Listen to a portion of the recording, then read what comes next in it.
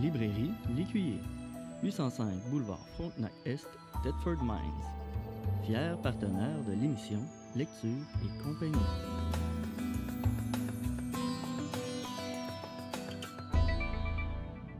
Bienvenue à Lecture et compagnie. Cette semaine, on rencontre Mario Dufresne qui vient nous parler de bande dessinée. Bonjour Mario. Bonjour Micheline.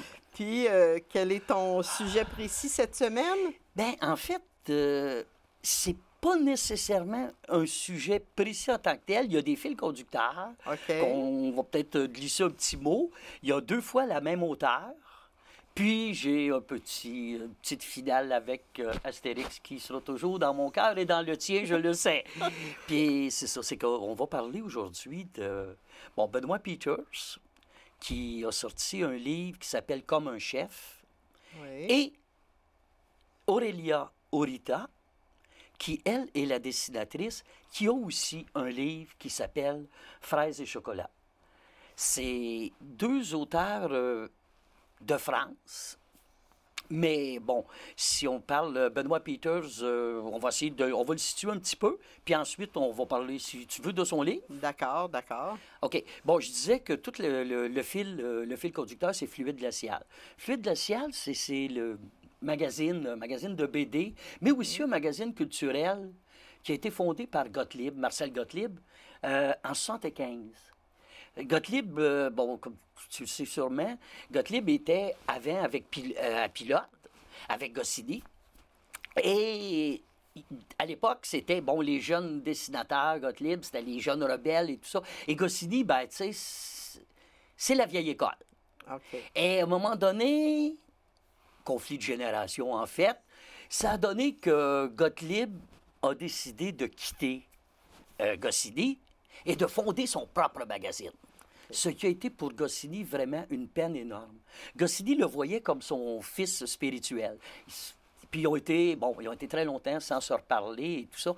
Et que ça a donné comme effet, c'est que la plupart des jeunes dessinateurs ont aussi suivi Gottlieb pour s'en aller à Fluide. Est-ce que Peters était dans ceux-là? Peters n'est pas un dessinateur. Ah, OK. OK. Peters, c'est plus un scénariste, mais oui, il a été dans cette mouvance-là. Il y a plusieurs de ses textes qui ont été publiés, justement, chez Fluide, lorsqu'il était étudiant. C'est que Benoît Peters, il a vécu longtemps en Belgique. C'est un Français. Mais il a vécu en Belgique parce que ses parents, son père, était haut fonctionnaire d'ambassade et tout ça en Belgique. En Belgique. Lui, il est passionné de Tintin. Ben oui, en Belgique. Évidemment. Et là, il est dans le royaume de Tintin. Oui. Et assez passionné qu'il était étudiant en philosophie. Il a d'ailleurs son tuteur, c'était Roland Barthes, qui est quand même pas n'importe qui. Okay. Mais lui, il a décidé de faire sa maîtrise, son doctorat, c'est-à-dire sur Tintin, mais spécifiquement les bijoux de la Castafiore, avec une analyse case par case. Case par case. Case par case. Cette fameuse thèse-là de doctorat a par la suite fait l'objet d'un livre. Il y a énormément de publications qu'on voit de Benoît Peters. Okay. Et il y a une autre passion, ce gars-là, outre Tintin et la philo et la BD, c'est la bouffe. Par contre, comme étudiant, il n'y a vraiment pas beaucoup de sous et il n'a pas envie de demander à ses parents ni rien parce qu'il a son autonomie, il vit en appartement avec sa blonde et tout ça. Ce qui fait qu'il décide d'apprendre à cuisiner. Il a eu, par heureux hasard, un contact avec un grand restaurant. Il a découvert la bonne bouffe et il dit « c'est ça que je veux ». Et tranquillement, il élabore des recettes. Il crée ses propres recettes. Lui et sa compagne. Ainsi qu'il décide d'ouvrir une entreprise de traiteur. Okay. Ce qui a duré 1 an, ce qui lui permettait d'avoir un revenu, les 2 étudiants, et en même temps de bien manger. Sauf que ce qui est le problème, c'est que l'entreprise fonctionnait trop. Là, il n'y avait plus de congés, plus rien. Et il y avait en même temps les études. Fait qu'à un moment donné, c'est devenu un petit peu trop. Ce qui l'a retourné ensuite aux études. Bon, on passe les années. Et finalement, il publie énormément sur Hergé. Et c'est lui, après, que Hergé choisit pour devenir son biographe. Et, bon, il publie plusieurs romans, tout ça. Et ce livre-là, c'est ça que ça raconte. Ce que je viens de te raconter, c'est ce qu'on trouve là-dedans. Ça fait que les gens qui aiment la bouffe vont retrouver plein de choses. On me disait, est-ce qu'il y a des recettes? En fait, il n'y a peut-être pas véritablement des recettes. Il y a des pistes de recettes, mais il y a aussi plusieurs plats présentés qui te donnent le goût d'aller la chercher, la fameuse recette, puis peut-être de le faire chez vous, un peu comme il a fait. Et parallèlement à ça, on suit aussi l'histoire de la BD. Ah, OK. Là, on va retrouver Fluide Glacial, on va retrouver les différents magazines de l'époque, tu sais, des années 75, 80, 90, 2000. Ce livre-là a été... La co-autrice, je ne sais pas si Oui. on dit autrice ou auteure, en tout cas. Qu'est-ce qu'elle fait dans ce livre-là? Comme chef? Aurélia, ben, elle fait les dessins. C'est que Aurélia Aurita, c'est une jeune dessinatrice. Là, je vais reprendre tantôt mes feuilles parce que... Ouais, juste pour c'est normal. prononcer son nom, parce que c'est pas son vrai nom, Aurélia Aurita. Ah, OK. Son nom, c'est Achengda Kun, qu'on surnomme Chenda, et qui signe Aurélia Aurita. Aurélia Aurita, premièrement, c'est pas un nom de personne, c'est le nom scientifique de la méduse bleue. Puis la méduse bleue, elle a une particularité, c'est que sa piqûre n'affecte pas les humains toutes de la même façon. Donc, il y a des humains qui vont se faire piquer par une méduse et qui ne sentiront absolument rien, et d'autres qui vont développer des fièvres. Ah bon? Et si on lit Aurélia, parce que tantôt on va parler justement de son livre à elle, Oui. si on lit Aurélia, on s'aperçoit que c'est une méduse bleue. Ses parents sont des Khmers, donc cambodgiennes. Mais elle est née en France. En France, OK. Et elle avait fait un album en tant qu'étudiante qui a gagné le prix à Angoulême, le fameux Festival international de BD d'Angoulême. Ouais. A gagné le premier prix, l'Alphard, pour la jeune BD. Et Peters a vu son œuvre, et c'est là qu'il s'était dit, personne d'autre que Aurélia va illustrer mon album. Et c'est ça qui est arrivé. Elle, ce qu'elle a fait après, c'est complètement différent. Là, on rentre dans un autre monde. Là, on n'est plus... Oui, il y a encore de la bonne bouffe. Oui, il y a encore de la BD. Et il y a tout ça. Mais le livre Fraises et chocolat, qui est sorti, qui l'a vraiment mis au monde, qui l'a fait connaître en tant que BDiste adulte. Puis adulte, le mot est pesé. Est nécessaire. C'est un livre carrément pour adultes. OK. C'est pas porno, OK. mais c'est un roman autobiographique basé sur une relation qu'elle a eue avec un autre dessinateur lors d'un voyage au Japon, justement en BD. OK. Et elle raconte, jour par jour, son aventure érotique entrecoupée de certains petits dessins qu'elle faisait, mais ces fameux dessins-là relatent son expérience érotique. OK. Donc, c'est pas vulgaire parce que les dessins sont cute. Tu sais, c'est ça qui est... Je parlais de la méduse tantôt, c'est que là, il y a les deux côtés. Tu sais, le dessin est tout à fait bon enfant et le sujet est carrément... Et je vous dirai pas ce que veut dire fraises et chocolat. Je laisse les gens le découvrir, pourquoi qu'elle a ce titre-là. Mais une chose est sûre, c'est que faut pas le confondre avec le film, le fameux film qui a gagné l'Oscar du film étranger, là, le film cubain. C'est pas le même genre. Non, c'est loin, loin, loin. C'est deux mondes. Bon, ce livre-là, c'est 2 tomes, mais, bon, parce que je dis pourquoi que c'est 2 tomes, c'est que les deux, individuellement, sont épuisé. Donc, s'il y a des gens qui veulent se le procurer, il faut commander l'intégrale. OK. Mais ça vaut la peine parce qu'il y a un petit bonus de 30 pages. Ici, tu as les deux dans le Oui, même volume, oui, c'est ça? C'est OK. l'intégrale. On le retrouve ici, évidemment, à notre librairie chez l'Écuyer. C'est là que je l'ai fait venir, tu sais. OK. Puis, mais, par contre, on ne peut pas demander les deux Tu séparés. les auras pas séparément. Non, c'est ça. OK. Et c'est des dessins à la grandeur du livre, là. Il y a pas, avec des textes, mais c'est pas des textes séparés, là. Non, il n'y a pas de... C'est vraiment... C'est vraiment le principe de la bande dessinée. Du court texte, absolument. Puis, ce qui est aussi particulier, c'est que à l'occasion, elle change de genre. Qu'est-ce que tu veux dire par là? Bon, à un moment donné, ça fait peut-être 2-3 mois qu'elle vit presque cloîtrée avec son amant et elle le regarde dormir. Et là, elle change le dessin. Là, ça devient presque du dessin réaliste. C'est plus ces petits bonhommes comme on voit en couverture, c'est plus du tout ça. C'est presque du portrait qu'elle fait vraiment crayonné, appliqué, très technique, se rapprochant de la photographie. Puis ça, c'est à l'intérieur de la À l'intérieur du volume. OK. Mais aussitôt qu'on retourne dans les scènes de lit ou de baisse carrément, parce que Oui. c'est d'ailleurs les mots qu'elle utilise, les mots sont très crus aussi, ça OK. je vous avertis. Tu sais, c'est une toute petite fille d'une vingtaine d'années, là, puis qui a de l'air... Bon, moi, je suis vieux, donc j'avais une expression qu'on employait chez nous qui disait « on lui donnerait le bon Dieu sans confession ».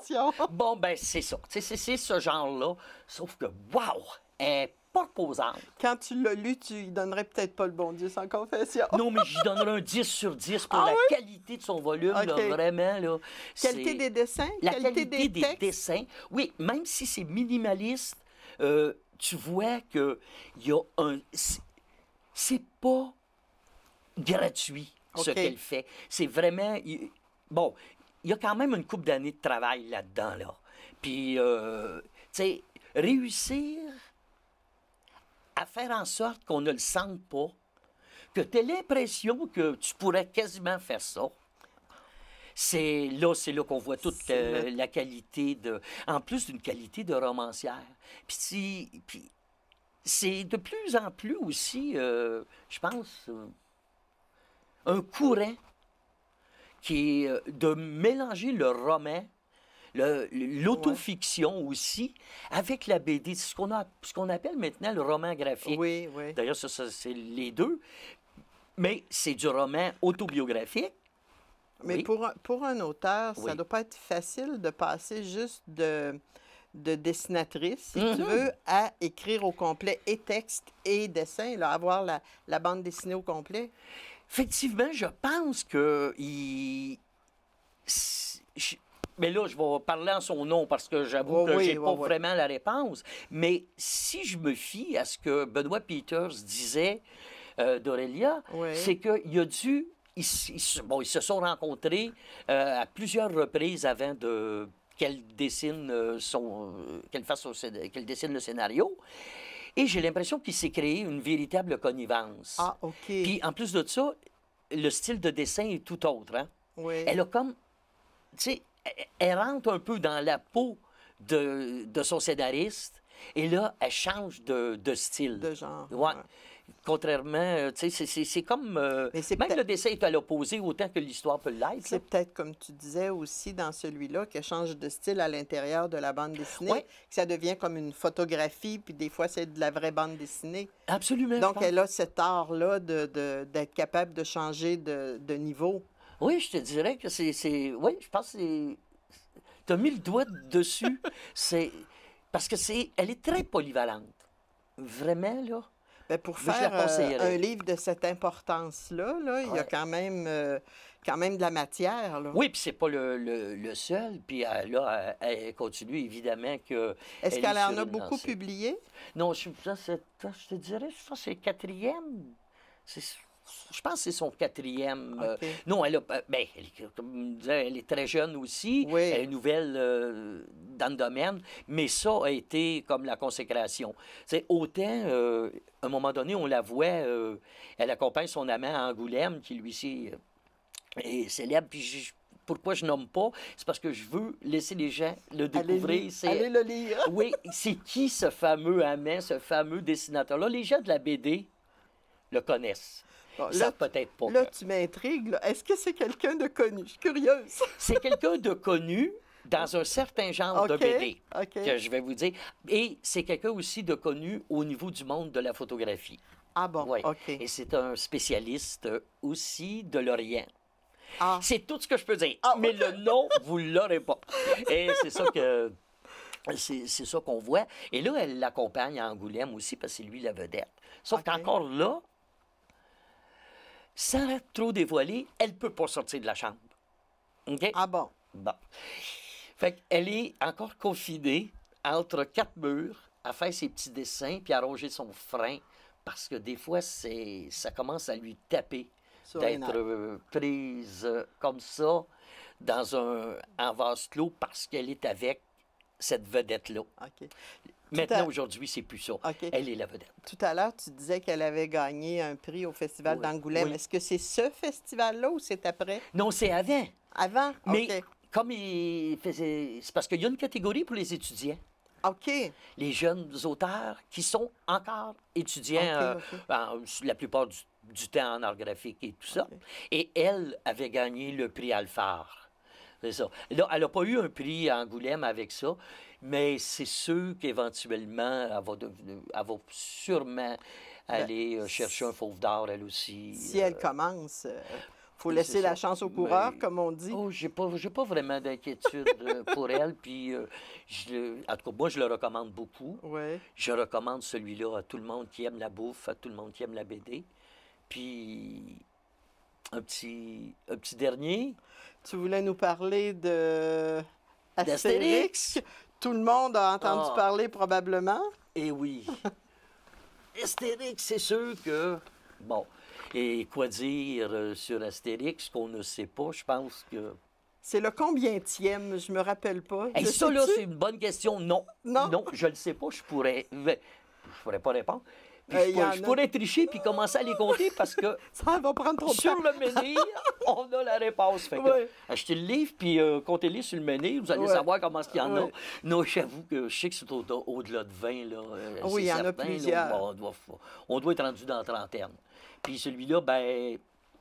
C'est Conrad, puis Ferry. Ferry, c'est pas son premier, là.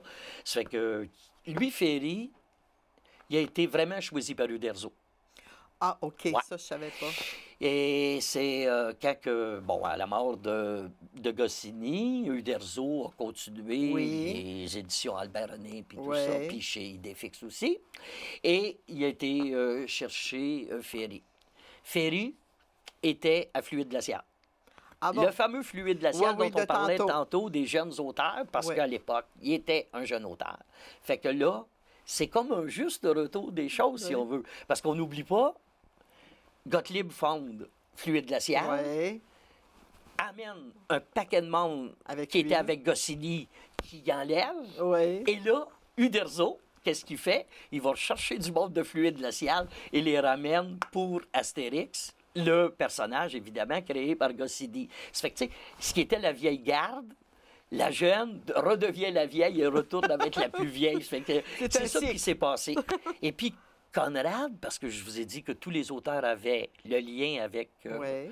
Fluide glacial, Didier Conrad, son lien, c'est que lui, il a été refusé à Fluide glacial. Ah bon? Il a présenté à plusieurs reprises ses dessins et tout ça, et jamais ça a cadré avec la politique éditoriale du magazine. du magazine. Donc, il s'est tourné, lui, vers du plus traditionnel, et il s'est en allé chez Spirou. Et, bon, et puis la revue Pilote qu'il y avait, Spirou, qui a toujours, lui, resté, Fluide glacial, et tout ça. Ça fait Est-ce que c'est oui. la première bande dessinée à laquelle d'Astérix à laquelle il participe? Non, non, lui non plus. Là. Il a fait partie de ce gang-là qu'encore que Uderzo a ramené OK. avec lui. OK. C'est ça. Puis la fille de Vercingétorix, ben, Vercingétorix, tout le monde à peu près, qu'est-ce que c'est? C'est la Gaule, c'est celui qui a remis devant, au pied de César, les armes. Et sa fille illégitime. Et là, on se retrouve un peu comme à l'Élysée avec l'histoire de François Mitterrand et de Mazarine, qui a été cachée longtemps, et tout ça. Et c'est sûr que toutes les allusions, bon, il l'aurait appelé Mazarine, ça aurait été la même chose, là. N'importe qui le comprend. Et c'est un peu là-dessus, c'est la jeune fille rebelle. Oui. Là, on pense à d'autres albums d'Astérix aussi, où ce que les jeunes sont toujours rebelles par rapport à Astérix et Obélix. Et comme à l'habitude, il arrive... ce qui doit arriver, c'est qu'elle est en péril et c'est nos deux héros qui se doivent de la protéger. Ben oui. Puis Obélix étant ce grand enfant, évidemment, a le penchant vers les ados et tout ça, alors que Astérix est beaucoup plus terre à terre et le rebelle. C'est un peu l'histoire en gros de ça. Chaque album d'Astérix a ses fans, là. Oui. Ces inconditionnels qui vont se précipiter pour aller se le procurer, là. Je pense que oui. De toute façon, déjà, ce qu'on me disait, c'est que les ventes, c'est phénoménal. Ouais. Tu sais, je pense qu'on est rendu à un point où on se pose plus la question, est-ce que c'est bon? Ouais, c'est Est-ce vrai. que c'est pas bon? C'est vrai. Tu sais, je pense que c'est Astérix, point. C'est Astérix et Obélix, c'est nos personnages, c'est un peu comme, tu sais... Ça fait partie des Une lectures tisane quasiment... pour les gens qui vont se relaxer ou un bon verre de vin rouge.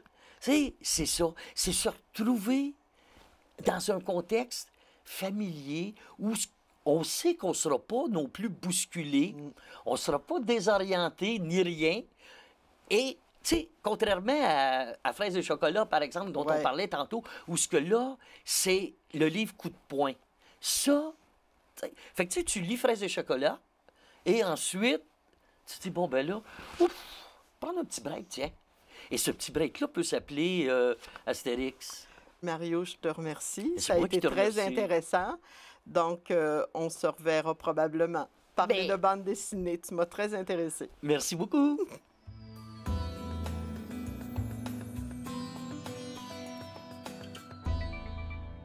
Le livre dont je vous parle cette semaine, le titre c'est Hotel Lonely Hearts de Heather O'Neill. C'est une romancière, poète, scénariste, journaliste qui est née à Montréal et lorsque ses parents ont divorcé, elle est retournée aux États-Unis avec sa mère et elle a vécu là un bon bout de temps. Elle est revenue à Montréal où elle est établie et elle a publié ce roman en 2017. Ce roman raconte l'histoire de deux orphelins qui sont dans un pensionnat très sévère où le moindre petit plaisir, la moindre petite joie souvent est sanctionnée. Les deux orphelins, ils ne sont pas le seul bien sûr, mais les deux orphelins, c'est Rose et Pierrot, qui sont très amis et qui finissent à la longue par organiser des petits spectacles. Lui joue du piano, elle organise, elle chante, elle danse. Et à l'orphelinat, il y a une religieuse qui agresse Pierrot et qui le menace pour qu'il ne parle pas.